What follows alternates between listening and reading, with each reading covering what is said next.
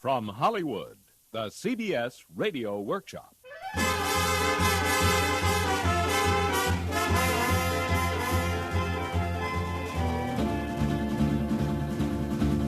Oh, he puffed and he panted, this old iron horse, black and smoke and cinders a-marking his course. Down in the valley and up on the grade, driving on steam, helping history be made.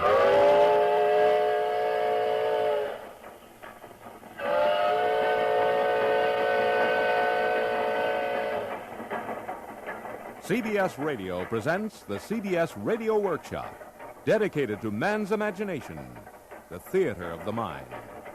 From Hollywood, the Workshop brings you William N. Robeson's production of an original folk tale, The Ballad of the Iron Horse.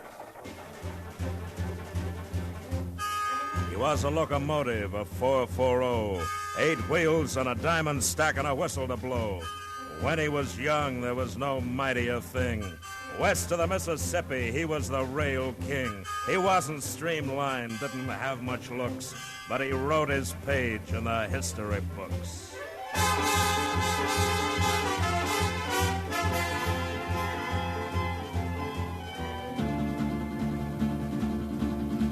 His mother was iron, his father was steel, forged in the smelter from his stack to his wheel.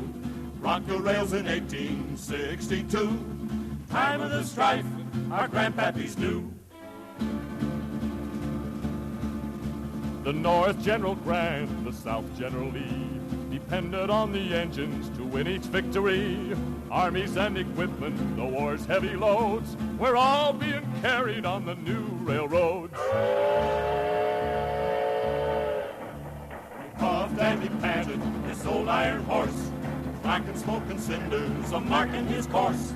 Down in the valley and up on the grade, driving on steam, helping history be made.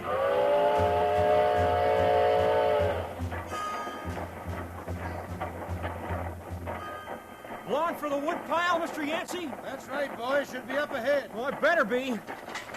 This here engine eats up wood like it's striped candy. Well, chunk in what's left. We can't let the steam drop while we're taking on a new load. Yeah, I know. You know a lot for somebody young as you. How long you been aching to be a fireman? Never did ache to be. Oh? No, sir. I aim to be an engineer. Engineer? Hey. Oh, you think that's funny? You're saying he's on his first run anywhere, and already he wants to be the boss. Boy, I'm not laughing at you. Oh, not much. But when the fighting's over, they're going to be making lots of new engines. Somebody's going to have to run them. When the fighting's over? Well, that can't be too far off. Sherman's outside Atlanta, and with all the troops this road's been carrying down from Nashville to Helton, the Rebs can't hold out much longer. You think they can, Mr. Yancey? Mr. Yancey? Take a look up ahead there, boy. Tell me what you see. Oh, it looks like... Yeah, it's a fire. A big fire right near the track. I'm thinking that's our wood. Our firewood? We got any other kind? But who'd do such a thing? Now, who do you suppose? The Rebs. But for what? Boy, you... To keep us from reaching Atlanta. To keep the troops we're hauling from going into battle. Great day. Well, that sure leaves us in a pretty fix, don't it? Might. Well, what'll we do? Sit. Sit? And wait. That's all we can do. Unless the colonel orders his men out to cut us some wood.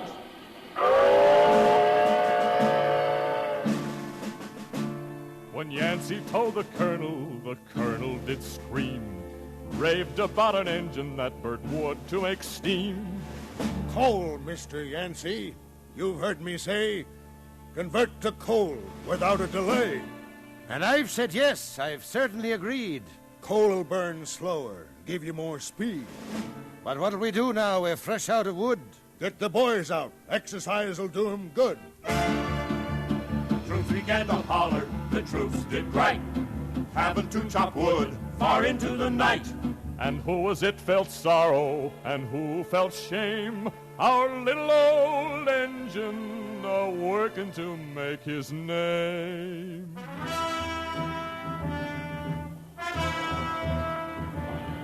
Yes, sir, emotion is sometimes to be found in steel. Railroaders will tell you that engines can feel. And our little engine, his feelings and pride, both were hurt by this turn of the tide. And he was sent back north to haul coal from a mine, and never once got near the Atlanta battle line. Oh, he chugged and he puffed, this old iron horse, black and smoking cinders a-marking his course. Down in the valley and up on the grade, driving on steam, helping history be made. From the Shenandoah Valley to Chesapeake Bay, from Trenton, New Jersey to Reading, PA, across the Appalachians, still pulling his load, doing his best on the early railroad.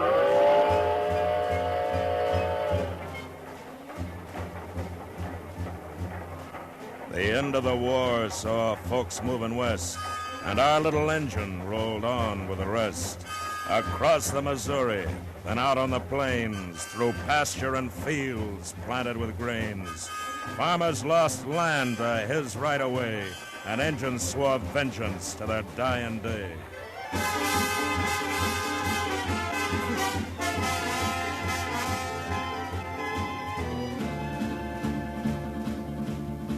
He puffed and he snorted in this iron horse, black and smoking cinders a-marking his course. Down in the valley and up on the grade, driving on steam, helping history be made. Started into work on the old UP, started laying track to the Western Sea. Across the mountains from California, the Central Pacific was on its way.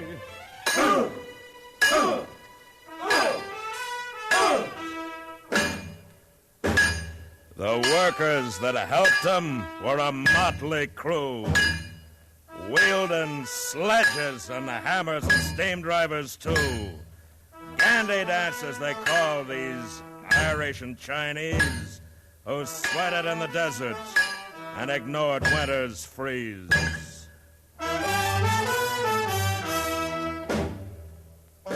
They gathered at the railhead with a week's work done. Places like Omaha, where they'd have their fun. They drank two-fisted gin and red-eye and fought with each other for a woman named Vi. They paid through the nose to dance with this dolly. And as always, the Irish grew most melancholy. No more.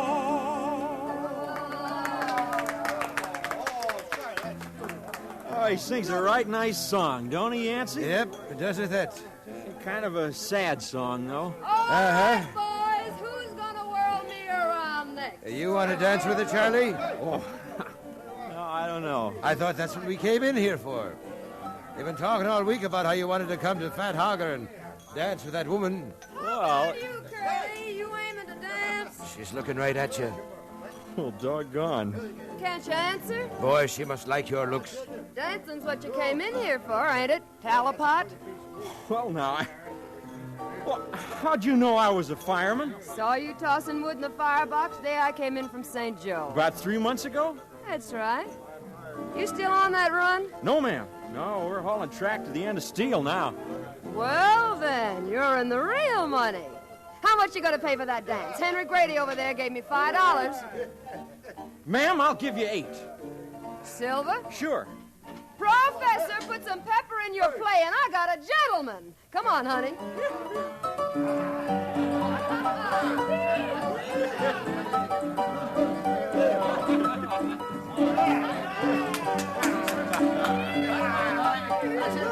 All right, just a minute, little lady.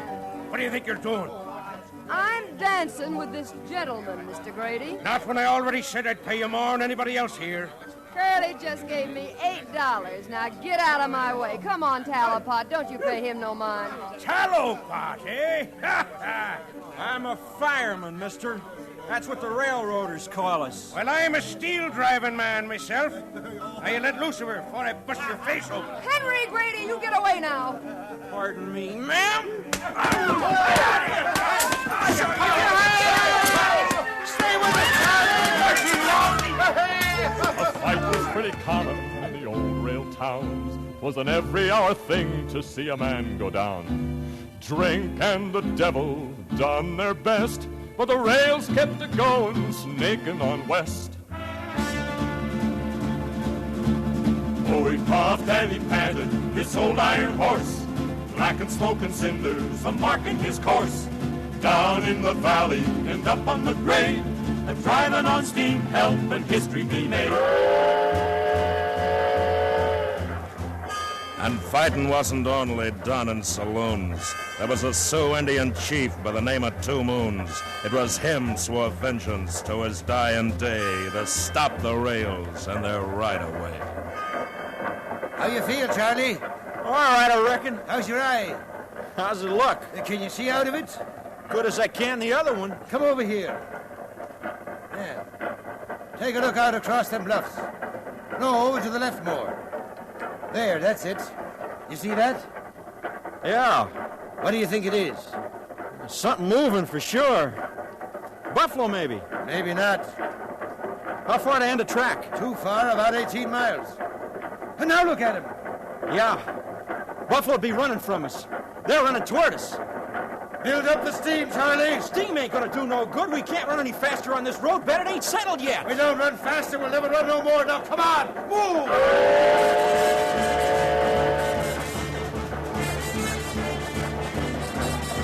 They let out the throttle with the engine moving fast.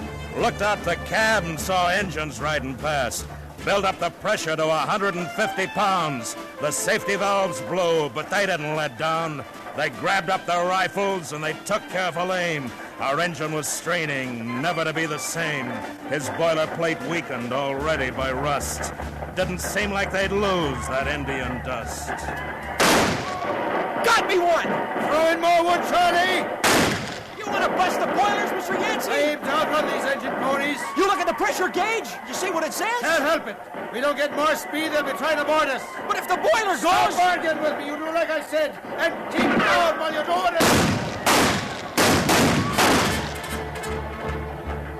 Our little engine shuddered, his drivers did strain, but finally outran the fastest horse of the plain. His boilerplate warped, his oilers full sprung. He proved himself a hero, but a hero unsung. He puffed and he panted, this little iron horse, driving on steam to change history's course. To the end of steel, this was his last run. To the roundhouse he went, now repairs were begun. Boilerplate, oilers, valves, steam pipes, pistons, drive crank, firebox, these all need work, Mr. Yancey. All of that? And more. It's a wonder you got here under your own steam. Now, you just go up to the General Dodge Hotel and relax. When it's all done, I send you word. I guess that's all I can do. Of course it is. Mr. Yancey! Mr. Yancey, you heard the news? The bad news I did. But this is good. What news? They're about to meet. What? Who is? The two roads, the tracks are about to meet. Word just came in over the telegraph. Where they at? Where they going to hold the ceremony? They say it'll be at Promontory Point, west of Ogden. Mr. Hamill, I'd like to be there. Well, so would all of us. You think you'll be long getting my engine fixed? Nancy, I told you, it's going to take time, but I do my best. I figure maybe this little engine, he's likely done his share. Maybe he'd like to be there, too. He sure would, Mr. Hamill. You can call me crazy, but I've been riding in his cab a long time. I know he would.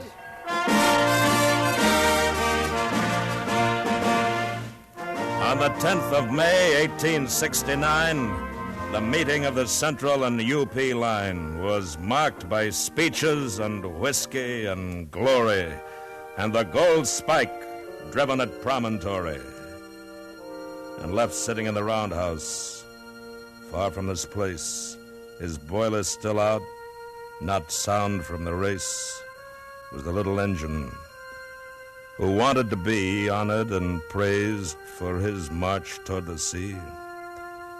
But like many others, no mention was made of our little engine and the part he had played. So with this day over and another begun, His boiler returned. He chugged west toward the sun. Oh, he puffed and he panted, this old iron horse, black and smoking cinders a marking his course. Down in the valley and up on the grade, driving on steam, help and history be made.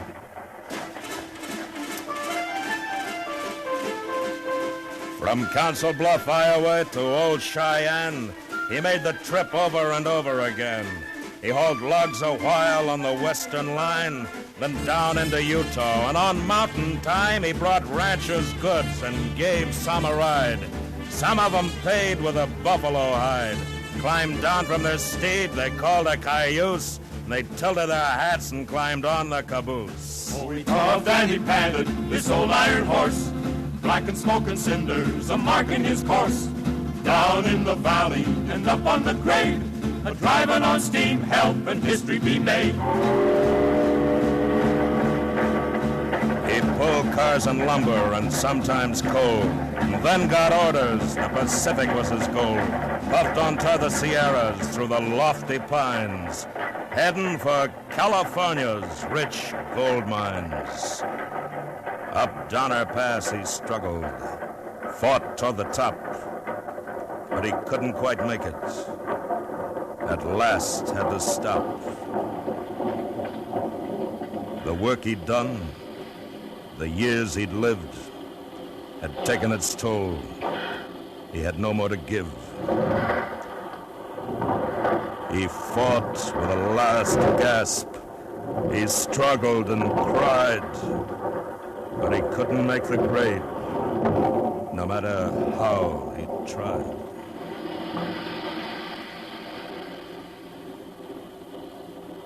Well, what do we do now, Mr. Yancey? There's a siding halfway down the grade. I'll try backing onto it. Oh, boy. This engine's finished, ain't it? I don't know. I don't want to think about it.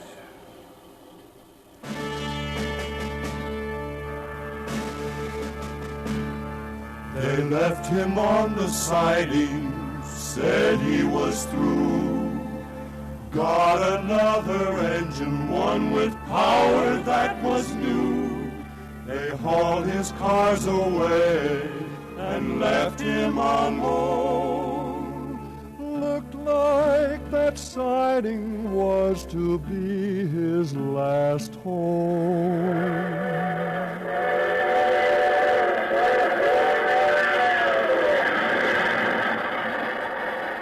He could hear other engines go charging on by, making the grade without having to try. But they weren't the same breed, not even a relation. All diesel and steel and aluminization. Trains that had glamour, like the Challenger and Super Chief, flashing by the siding, adding to his grief.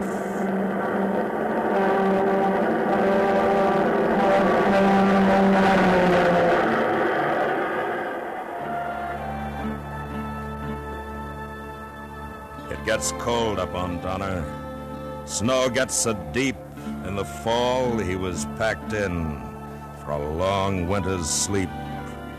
He stood there, right in sight of the main line. But no one noticed him for the longest time. His parts had most rusted. His pistons froze fast. He was an old has-been, a relic from the past. With all that snow on him. No. It's all right, Henry. I'll be able to tell. Well, by golly. By George, Henry, I didn't think it was possible. And it is what you've been looking for, Mr. Tyson? Exactly, just exactly. An old 8-wheel American Standard. But what's he doing here? I don't know, sir. I asked around, but if anybody ever did know, they've forgotten. Well, he'll need a complete overhaul. Yes, sir. Of course, the first thing is to get him down to the city. I'll take care of it, sir. Fine, Henry. You do that. A few days later, a diesel-drawn train stopped at the siding with the help of a crane, lifted our engine onto a flat car, crossed over Donner toward the evening star.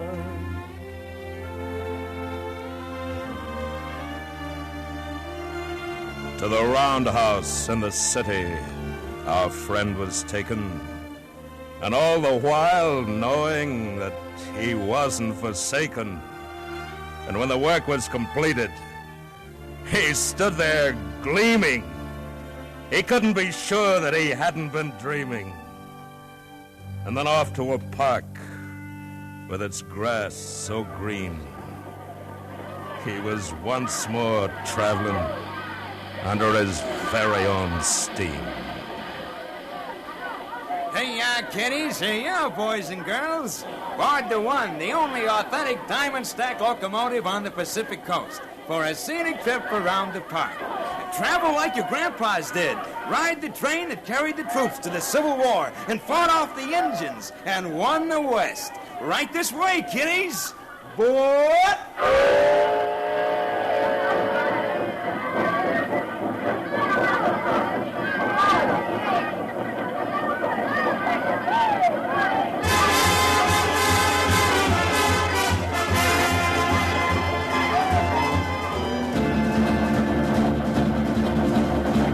Don't believe us, we'll go to the park, but get there early, not after dark. It costs a quarter for only a ride, but it's worth it to see that engine puffing with pride. Oh, he puffed and he panted, this old iron horse, black and smoke and cinders, a marking his course. Down in the valley and up on the grade, driving on steam, helping history be made.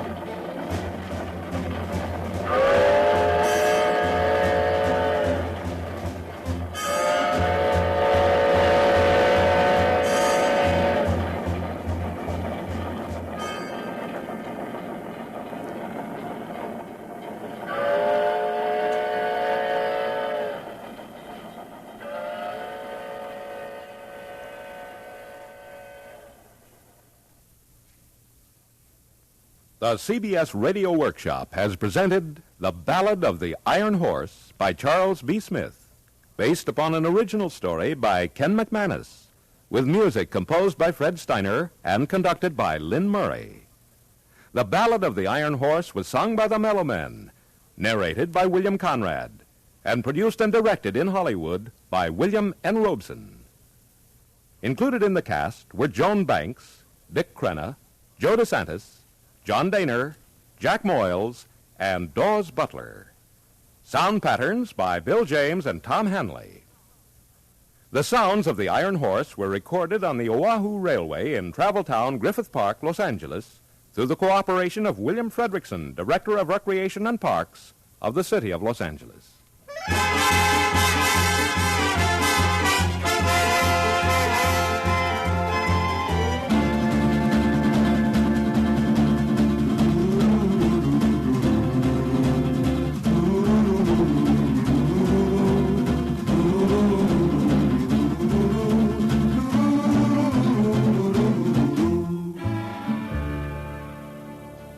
Next week, from Hollywood, the CBS Radio Workshop will bring you The Prevarications of Mr. Pepys, a somewhat lesser-known approach to the famed London diarist.